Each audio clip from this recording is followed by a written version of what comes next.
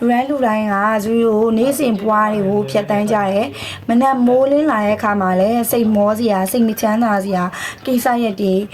ကိုလို့ဆရာရှိရဲ့များစွာသောတာဝန်တွေကိုတွေးပြီးတော့နိုးထားလာကြတယ်။ညာအိယာဝင်တဲ့အခါမှာလည်းကိုလို့ဆရာရှိရဲ့အနာဂတ်မှာလောမဲ့ plan တွေကိုကြိုတွေးကြိုစဉ်းစားကြိုစိတ်မောပြီးတော့အိယာဝင်ကြတယ်။ဆိုတော့ဇူတို့ဒီတနေ့ဖြတ်တန်းလာရတဲ့အချိန်မှာတနည်းတာအတွင်းမှာရှိရဲပျော်ရွှင်မှုတည်တည်လေးတွေတော့မှရှာမတွေးကြ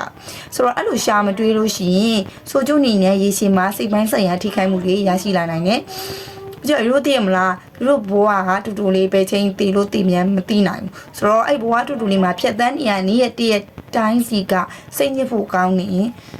ဘယ်မှာလဲပြောစရာမရှိတော့လေအဲ့တော့နေ့ရက်တိုင်းမှာစိတ်လုံးနဲ့ပေါ်ပါနဲ့ပျော်ရွှင်ရွှင်လေးနိုးထားလာနိုင်ပြီးတော့ညအိယာဝင်တဲ့အခါမှာလည်းစိတ်ကလေးအေးချမ်းလေးနဲ့အိယာဝင်နိုင်မှုအတွက်နီလန်းလေးတစ်ခုကိုရှာတွေ့ထားပါတယ်အဲ့ဒါကတော့ကိုကျေးဇူးတင်တာပါသူတို့ကိုကျေးဇူးတင်နေဆိုတဲ့နေရာမှာကများသောအားဖြင့်ကျေးဇူးတင်နေဆိုတဲ့စကားလုံးကတော့အကလုံးနဲ့ရင်းနှီးပြီးသားသူတို့အနေနဲ့ကိစ္စတစ်ခုကိုကိုကြီးဆောင်ရွက်ပေးရလို့လည်းဖြစ်ကိုယ့်ရဲ့အဖေကိုယ့်ရဲ့အမေကိုယ့်ရဲ့မိသားစုကိုယ့်ရဲ့တငယ်ချင်းအစသဖြင့်သူတို့တွေကိုပေါ့ကောင်းမှလုပ်ပေးတဲ့အခါမှာပဲဖြစ်သူတို့အများအားကျေးဇူးတင်နေကြပါတယ်အဲ့လိုပဲသူတို့ရဲ့ကိုလည်းကျေးဇူးတင်နေဖို့လိုပါတယ်ကျေးဇူးတင်နေဆိုတဲ့နေရာမှာသူတို့ကများသောအားဖြင့်တော့အရန်ကြီးမားတဲ့ကိစ္စတွေလုပ်နိုင်မှအရန်ကြီးမားတဲ့မာယာဒူဒိုရာမျိုးကိုရန်ဒီမာ project ကိုလုံးနိုင်ခဲ့တာမျိုးအဲ့လိုမျိုးတွေလုံးနိုင်မှာကိုကျေးဇူးတင်တာမဟုတ်ဘဲနဲ့ကိုရဲ့နေစဉ်ပေါ်မှာဖြစ်နေတဲ့အသေးအမွှားသေးလေးရကစားကျေးဇူးတင်ရမယ်ကိုရဲ့တည်ရှိနေတဲ့အရာအလုံးကိုလည်းကျေးဇူးတင်ရမယ်အဲ့လိုကျေးဇူးတင်ပြီးတော့နိုးထားလာမယ်အဲ့လိုကျေးဇူးတင်ပြီးတော့ပဲအိတ်ဆက်နိုင်မှာဆိုလို့ရှိရင်ဘယ်လိုပြောမလဲဇူးတို့ဖြတ်တန်းခဲ့တဲ့တနေ့တာကတိကြကြကောင်းမွန်လေးနဲ့ဘယ်လိုပျော်ရွှင်လေးဖြတ်တန်းရမယ်ပေါ့နော်တနေ့တာကိုစိတ်မောကိုမောနဲ့ဖြတ်တန်းရမလို့တော့ဆိုတော့ကျေးဇူးတင်လို့နာကဘာရမှာလဲဆိုတော့အကြီးမှမဟုတ်ဘူးတေးလေးရနေအစားကျေးဇူးတင်နေရတယ်ကိုယ့်ရဲ့မနက်ကင်းစောထားတဲ့အကျင့်လေးကိုလည်းကျေးဇူးတင်နေကိုမနက်ကင်းမှာအိယာသိမ်းခဲ့ရဆိုရင်ငါဒီနေ့တော့အိယာလေးကောက်ခဲ့တယ်ငါစီကန်းရှိလိုက်တာအဲ့အတွက်ငါကျေးဇူးတင်နေအဲ့လိုမျိုးလေးပြောပေးလို့ရတယ်နော်အဲ့တော့ကျေးဇူးတင်လို့ရှိရင်ဇူးရိုနဲ့ကိုကျေးဇူးတင်စိတ်မွေးရဲ့ကိုကျေးဇူးပြန်နေလို့ရှိရင်ဇူးရိုစိတ်ဖိစီးမှုဖြစ်စေတဲ့ဟော်မုန်းတွေကယောနေသွားပြီးတော့ကိုပျော်ရွှင်စေတဲ့ဒိုဖာမင်းလို့ခေါ်တဲ့အဲ့ပျော်ရွှင်စေတဲ့ဟော်မုန်းတက်လေးတွေကထွက်လာတယ်အဲ့ခါမှာစိတ်ဖိစီးမှုတွေယောနေလာတယ်စိတ်တော့ကတွေယောနေလာပြီးတော့ဇူးရိုကပျော်ရွှင်လာတယ်ပြီးတော့ကိုလည်း set blame မလုံးတော့ဒီမလားကိုကာမွန်နဲ့အမြင်နဲ့ကြည့်ရှုပေးနေရကို positive energy ပေးနေရဖြစ်တဲ့အတွက်ကြောင့်ကို negative အတွေးတွေလည်းမတွေးမိတော့ဘူးအဲ့တော့စိတ်တော့ကရောက်တာမျိုးတွေစိတ်ပြီးစီးမှုဖြစ်တာမျိုးတွေစိုးရင်ပူပန်မှုများတာမျိုးတွေအဲ့လိုမျိုးတွေမဖြစ်တော့ဘူးနောက်တစ်ချက်ကကိုယုံကြည်မှုပိုရှိလာတယ်ဘာလို့ကိုယုံကြည်မှုပိုရှိလာလဲဆိုတော့သူတို့အနေနဲ့ကိုလှုပ်ဆောင်နိုင်တဲ့ကိစ္စအသေးသေးလေးတိုင်းမှာအာရုံစိုက်ပြီးတော့ကျေးဇူးတင်တဲ့အခါမှာကိုရဲ့လုံနိုင်စွမ်းတွေကိုမြင်လာတယ်။ငါဘာလုံနိုင်လဲဆိုတာကိုမြင်လာတယ်။ကိုလုံနိုင်တဲ့အရာသေးသေးလေးရကစားမြင်လာတဲ့အခါမှာကိုပို့ပြီးတော့ယုံကြည်မှုရှိလာတယ်။အရင်တော့ကိုမလုံနိုင်ဘူးလို့ထင်ခဲ့တဲ့အရာတွေကိုလုံနိုင်ခဲ့ရကွာ။အဲ့တော့ကိုပို့ပြီးတော့ယုံကြည်မှုတွေရှိလာတယ်။ဆိုတော့ကိုပို့ပြီးတော့ယုံကြည်မှုလည်းရှိမယ်။နေ့ရက်ဖြတ်တန်းရတဲ့နေ့ရက်တည်းရဲ့တန်းကြီးမှာမနက်အစိုးထားတာအစနောက်ဆုံးအေးအောင်ဝင်ကြီးအစုံစိတ်ကိုအေးချမ်းလေးနဲ့ဖြတ်တန်းခြင်းနေဆိုလို့ရှိရင်သူတို့အနေနဲ့ကိုကျေးဇူးတင်နေဆိုတဲ့အကျင့်ကမဖြစ်မနေရှိတဲ့နဲ့ဆိုတော့သူတို့ကလည်းအခုအဲ့အကျင့်ကိုရှိနေလို့လားဆိုတော့လေအရင်ကြီးတော့မဟုတ်ဘူးဒါပေမဲ့အဲ့လိုကျေးဇူးတင်ပြီးတော့အေးရတဲ့ညတွေကသူတို့ပို့ပြီးတော့ပေါ့စိတ်ချမ်းသာစေသိရမလားအရင်အတွေးလုံးပြီးတော့ငါဘာဖြစ်နိုင်မလဲငါဘာဖြစ်ရမလဲအဲ့လိုမျိုးစိတ်တော်ကားတွေနဲ့အိပ်ရတဲ့ညတွေတဲ့ဆိုင်ကိုကျေးဇူးတင်ပြီးအိပ်လိုက်ရတဲ့ညတွေကဇူရီတော့ပို့ပြီးတော့စိတ်ချမ်းသာပြီးတော့အေးချမ်းလေးနဲ့အိပ်ပျော်တယ်အဲ့တော့ဇူရီကကိုကျေးဇူးတင်ရမယ်ဆိုတဲ့အချက်ကလေးကို sharing လုပ်ပေးတာဇူရီကိုယ်တိုင်လည်းအဲ့လေးကိုစပြီးလုံးမှဒါဖြစ်လို့ပေါ့နော်ဇူရီနဲ့တူတူလိုက်ပါဖို့လဲပြောချင်တယ်အဲ့တော့ကျေးဇူးတင်တဲ့နေရာမှာဘယ်လိုပုံစံမျိုးကိုကျေးဇူးတင်လို့ရလဲဆိုတာလေးလည်းပြောပြပေးမယ်ကိုကျေးဇူးတင်နေမှာဇူတို့အသေးဖွဲလေးရကစားကျေးဇူးတင်မယ်အဲ့တော့ကိုလုံနိုင်တယ်ခုနပြောသလိုကိုလုံနိုင်တဲ့အသေးအဖွားကိစ္စလေးတွေကကစားကိုဒီနေ့ကိုလုံမဲ့လို့ရည်ရထားမှာငါဒီနေ့အေးရခင်ကို တေချာသိမ်းမယ်ဆိုရင်โอเคအဲ့ရကင်းလေးငါတေချာသိမ်းခဲ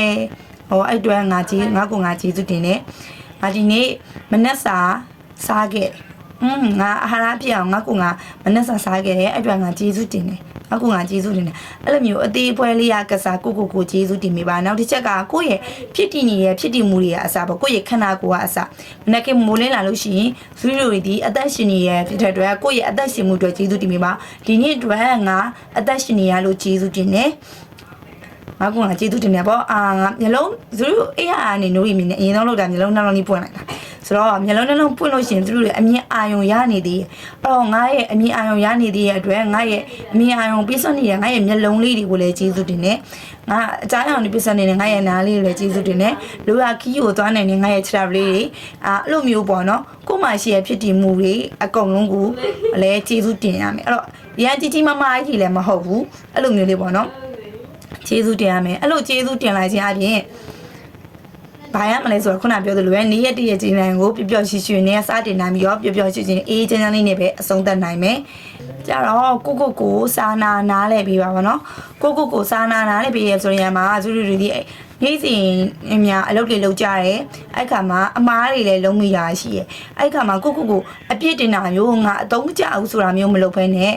ဒီငါလူဆိုတော့အမားလုံနိုင်နေဆိုတဲ့ချက်ကိုလည်းလက်ခံထားပြီးတော့ကိုအပြစ်တင်တာမျိုးတွေမလုပ်ဘဲနဲ့ငါလူပဲဖြစ်လူတရားဖြစ်တဲ့အတွက်ငါအမားကြီးလုံနိုင်တယ်အဲ့ဒါကတာမန်ပဲငါရဲ့အပြစ်မဟုတ်ဘူးသိရမလားငါမကောင်းလို့ငါအတုံးမကျလို့မဟုတ်ဘူးငါဒီလူသားတရားဖြစ်နေသည့်အတွက်ကြောင့်ငါဒီအမားတွေကိုလုံနိုင်တယ်ငါအဲ့ချိန်မှာတီးရမှာကကိုအမိုက်လုံးတော့ငါအမိုက်လောက်တာငါလူသားမလို့အမိုက်လောက်တာငါလူဆိုင်ရမလို့ဆိုတဲ့ပုံစံမျိုးလည်းပြောပြချင်တာမဟုတ်ဘူးကိုအမားလောက်တာဒီကိုအတုံးကြားလို့ဆိုပြီးတော့ကိုရဲ့ personality ကိုတွားပြီးတော့ blame လောက်တာမျိုး self blaming လောက်တာမျိုးမလုပ်နဲ့ကိုမာလောက်တဲ့ဆိုရင်ငါအမားလောက်ခဲ့တယ်လက်ခံထားလိုက်ရအဲ့ချက်ကိုလက်ခံလိုက်ရတယ်လက်ခံပြီးသွားလို့ရှိရင်ကို self blaming မလုပ်ဘဲနဲ့ငါဘယ်နေရာမှာမှားခဲ့ရလဲဆိုအဲ့အမားခဲ့ရတဲ့အကြောင်းအရာကိုသွားပြီးအာရုံစိုက်ပြီးတော့တင်ငန်းစာယူလမ်းလုံးအဲ့လိုမျိုးလုပ်လို့ရတယ်နော်ကိုစာနာနားလေးပဲပေါ့သူတို့တငယ်ချင်းတွေရှိရဟုတ်သူတို့တငယ်ချင်းတွေမိတ်ဆွေပေါင်းနေသူတို့ကြီးအမားတွေလိုမျိုးစိတ်အားငယ်နေချိန်မှာသူတို့နေနေအဲ့နင်းအတုံးကြားလို့ဒီလိုလောက်တာဆိုပြီးတော့သွားပြီးတော့ဘယ်သူမှတော့နှစ်သိပ်အပြပါဆိုမှဘယ်သူမှတော့သွားပြီးတော့အဲ့လိုမျိုးမပြောဘူးလေကွာသိရမလားကိုတငယ်ချင်းပို့ပြီးတော့စိတ်အားတက်ကြွလာစေဖို့ကောင်းမှုနဲ့စကားလုံးလေးပြောပေးသလိုပဲကိုလည်းနော်ကိုရန်ချရတဲ့ကိုတငယ်ချင်းကိုအားပေးသလိုဘေးနာနေနှစ်သိပ်ပေးသလိုကိုလည်းနှစ်သိပ်ပေးဖို့လိုအပ်တယ်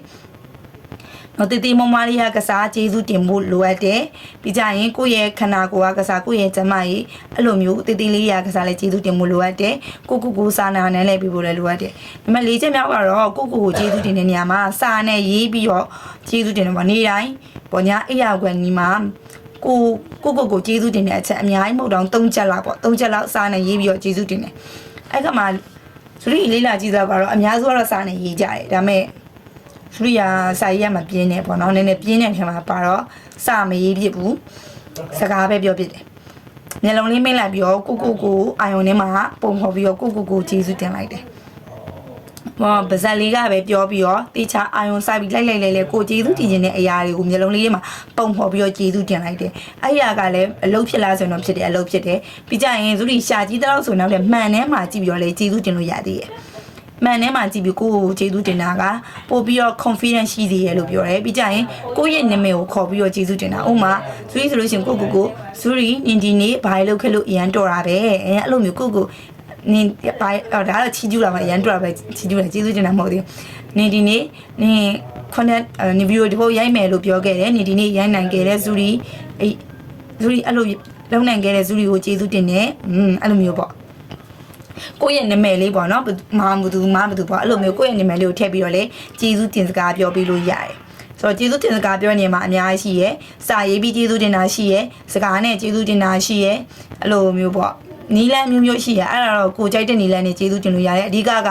စိတ်ထဲမှာလိုက်လေခံစားနေဖို့လိုတာအရင်လဲအဲ့ဒါရအချိန်ပေးရတာဆိုအရင်လည်းအချိန်မပေးရဘူးလွန်ဆုံးပေးရ2မိနစ်ပေါ့အဲ့ထက်အများ3ချက်လောက်ပဲကျေးဇူးတင်မယ်ဆို2မိနစ်တောင်ဘယ်လိုပြောမလဲအချိန်ပေးကြမလို့ဟောဇူးလိုစာမီပါဇက်လေးနဲ့ပဲပါဇက်နဲ့စိတ်ခံစားချက် emotion ကိုထည့်ပြီးပြောမယ်လို့ဆို နည်းဆုံးကြာအများဆုံးကြာပေါ့အများဆုံးကြာ3မိနစ်လောက်ပဲအဲ့ထက်ပိုမကြာဘူးအဲ့တော့အလောက်အချိန်လေးပြီးပြီးရောညအိပ်ရအောင်ခံကြီးရဲ့မှာကိုကျေးဇူးတင်စကားပြောပြီး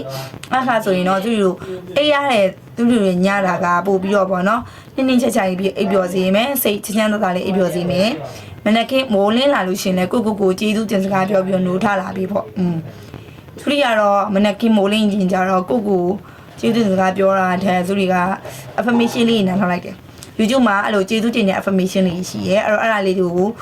နားထောင်လိုက်တယ်အဲ့လိုမျိုးလေးလေးလုပ်တယ်